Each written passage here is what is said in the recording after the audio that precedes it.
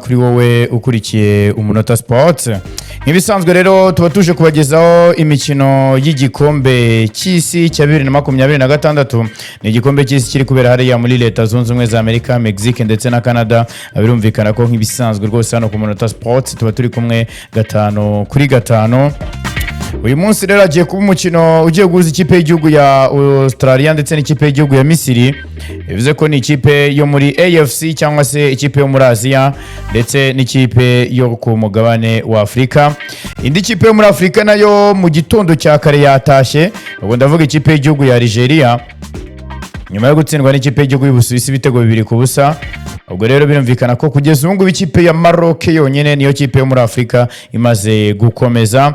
Ni mu gihe andi makipe yose yagiye asezererwa, ayakinnye ayamaze gukina yose yarasezerewe. Harimo amakipe arimo za Ghana, amakipe arimo za Senegal, amakipe arimo za Cote d'Ivoire, amakipe atandukanye rwose yo muri Afrika yose yamaze kuba asezererwa. Wasigaye amakipe ya Misiri, asigaye n'ikipe y'igihugu ya Ghana nayo ntabwo irakina, ariko andi yose rwose ntabwo byigeze biyagendekera neza. Za DR Congo zose zaratashye. Urumva rero ko ari urugamba rutoroshye, ariko n'ubundi nk'ibisanzwe mbere yuko umukino utangira tubanza kubagezaho updates z'ibintu biba byiriwe by'umwihariko mu mikino. Ubwo ari nako rero inkuru yacu muri rusange, inkuru zacu bijya tuzihera ku banyamakuru batunguye abantu benshi cyane, abantu batabitekerezaga, n'uwitwa Ida ndetse na Hitimana Jean Claude. Bakaba rero bateguje abantu rwose bababwira bati mu minsi iri imbere rwose mu gihe kitarambiranye turaza kuba dukora ubukwe, turaza kuba twimariya. Ubwo rero akaba ari Ishimwe Adelaide wamenyekanye n'ubundi kuri Radio TV10 nka Ida, we n'umunyamakuru wa sport, ariko mu minsi ishize muri iki cyumweru rwose yaramaze gusezera kuri Radio TV10. Abantu benshi bibaza bati noneho niki kigiye gukurikiraho. Ni mu gihe witwa Hitimana Jean Claude nawe ni umwe mu bantu bamaze igihe kinini cyane mu itangazamakuru rya sport hano mu Rwanda, kugeza ubu n'umuyobozi w'ibiganiro bya sport kuri Radio TV10, ariko kandi yanakoze kuri izindi radio zitandukanye, yakoze kuri za Royal FM n'ahandi.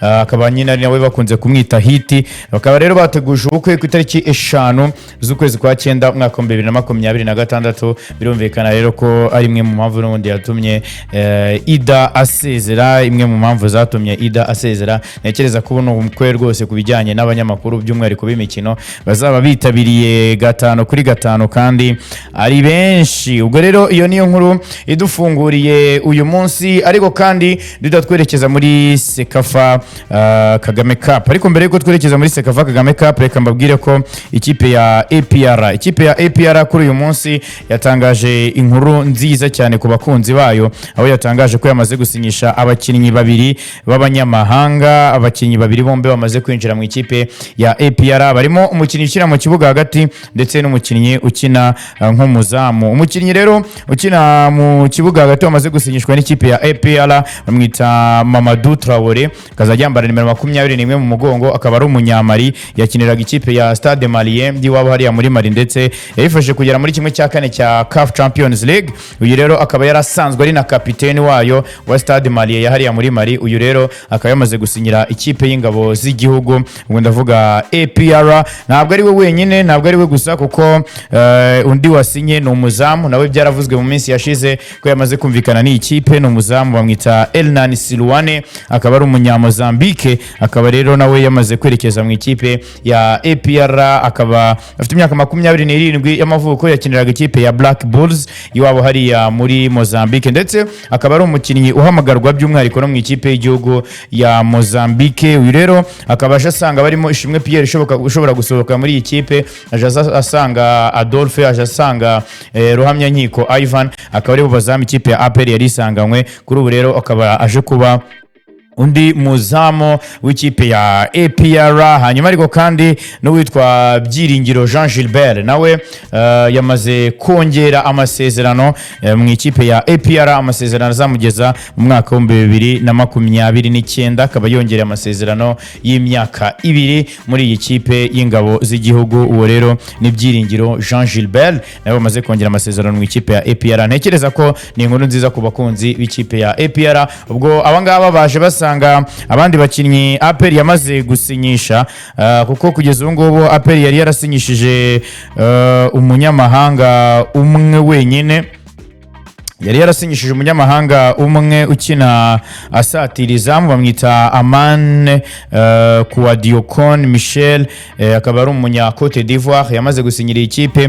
Hanyuma ariko kandi yamaze gusinyisha na Ishimwe Christian wavuye muri Police, yamaze gusinyisha Rubuguza Jean Pierre wavuye muri Gicumbi, ndetse yamaze no gusinyisha uyu musore Uyaremye Fidari nawe wari umaze kwitwara neza mu ikipe ya Kiyovu Sport. Ubwo kuri ubu ngubu rero bone bo bakinnyi ikipe ya APR imaze gusinyisha, bivuze ko imaze gusinyisha abakinnyi batanu bashyashya. Ni mu gihe abo yamaze gutandukana nabo Sufa, abo yabaze kubyemeza ni abarimo wari kapiteni wayo niyo Mugabo Claude. Hanyuma yanatangaje ko yatandukanye n'abarimo Mamadou Lamine Ba, yatangaje ko yatandukanye n'abarimo Mamadou Si ndetse na Alius Wane. Ni mu gihe bwo dutegereje kumenya n'abandi zatandukana nabo, kuko hari abavugwa barimo baraboneka Jean Bosco, barimo ba Ishimwe Pierre umuzamu, abarimo ba Byiringiro by'aba Mugisha Gilbert, bo n'abakinnyi batandukanye bivuga ko bashobora kuzasohoka muri ikipe, abarimo ba Nibizi Ramadan ndetse n'abandi bashobora kuzasohoka. Gusa abo yamaze gutangaza nabo ngabo bane ni Claude, ni Mamadou Si, ni Lamine Ba ndetse na Alius Wane. Iyo rero ni ikipe ya APR. Tuve rero ku ikipe ya APR mbabwire kuri CECAFA Kagame Cup. Iraza rero kuba itangira ku itariki 24 z'uku kwezi, sozwe tariki 8 z'ukwezi kwa 8 nkuko byatangajwe n'ubundi na CECAFA, ni impuzamashyirahamwe y'umupira w'amaguru hano muri Afrika y'Iburasirazuba ndetse n'iyo hagati. Mu itangazo rero mu itangazo ryashyizwe hanze na CECAFA yatangaje ko amakipe 11 ariyo ari confirmed kuba azitabira iyi mikino. Na amakipe arangajwe imbere na Simba Sports Club, ari nayo kipe ifite iki gikombe inshuro nyinshi, yagitwaye inshuro 6, ikaba yaherukaga muri CECAFA Kagame Cup mu mwaka wa 2018. Hanyuma andi makipe azitabira harimo APR na Rayon Sport zo mu Rwanda, harimo Simba ubwo nyine muri Tanzania, harimo Vipers Sports Club yo muri Uganda, harimo Al Hilal yo muri Sudan ndetse na El Merreikh yo muri Sudan, zombi zakinnye shampiyona y'u Rwanda, harimo Gor Mahia yo muri Kenya, harimo Mogadishu City FC yo muri Somalia, harimo ikipe ya Jamus Sports Club yo muri Sudan y'Epfo ndetse n'ikipe ya FC Garde Republicaine yo muri Djibouti, hamwe n'ikipe ya KVZ yo muri Zanzibar. Iyo rero niyo makipe azitabira CECAFA Kagame Cup, amakipe 11 niyo azitabira. Ubwo hagati aho kandi umukino uri guhuza ikipe y'igihugu ya Australia ndetse n'ikipe y'igihugu ya Misiri nawo wamaze gutangira, kugeza ubu ngubu ni ubusa ku busa. Hanyuma mbere yuko dusohoka mu Rwanda, reka mbabwire ko ikipe ya Rayon Sport nayo yamaze gushyira hanze ibiciro yamaze gushyira hanze ibiciro bya Rayon Day mu gihe abura iminsi 15 gusa kugira ngo Rayon Day ikinwe. N'amafaranga 3,000 muri stade Amahoro hariya hejuru, hanyuma 3,000 hejuru no hasi, ni mu gihe ari 30,000 muri VIP, bikaba 50,000 muri VVIP, bikaba 100,000 muri executive suite, hanyuma muri executive seat, hanyuma 1,500,000 muri Skybox. Rayon Sport yamaze kubitangaza ko ari byo biciro biziyambazwa cyangwa se bizakoreshwa muri Rayon Day, izaba tariki 18 z'ukwezi kwa 7 2026, bikaba bizabera n'ubundi hariya muri stade Amahoro. Ubwo urumva ko rero nuko ibintu bihagaze kuri Rayon Sport. Hanyuma ariko kandi tuve kuri Rayon Sport twerekeze muri volleyball. Muri volleyball rero hari gusozwa irushanwa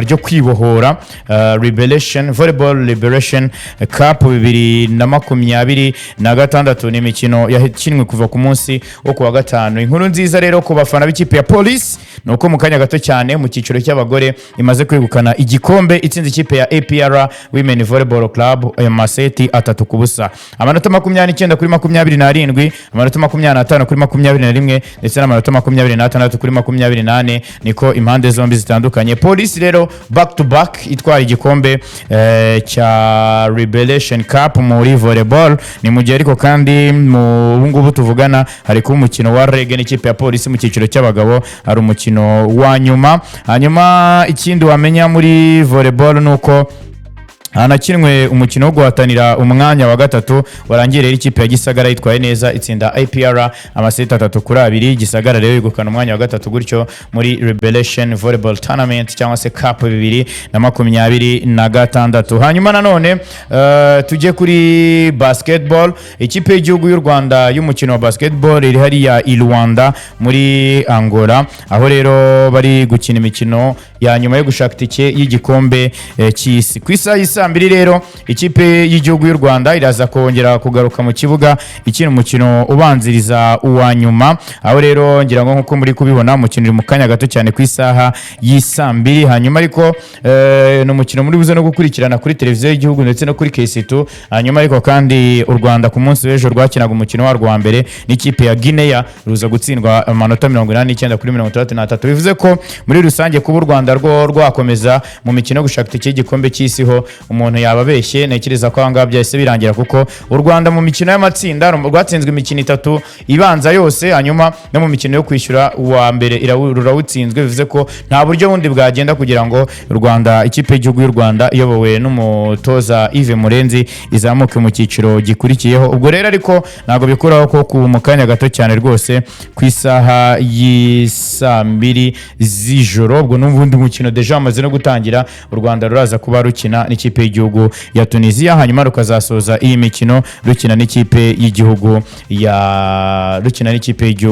ya Nigeria. Ubwo rero nuko bihagaze muri updates zitandukanye.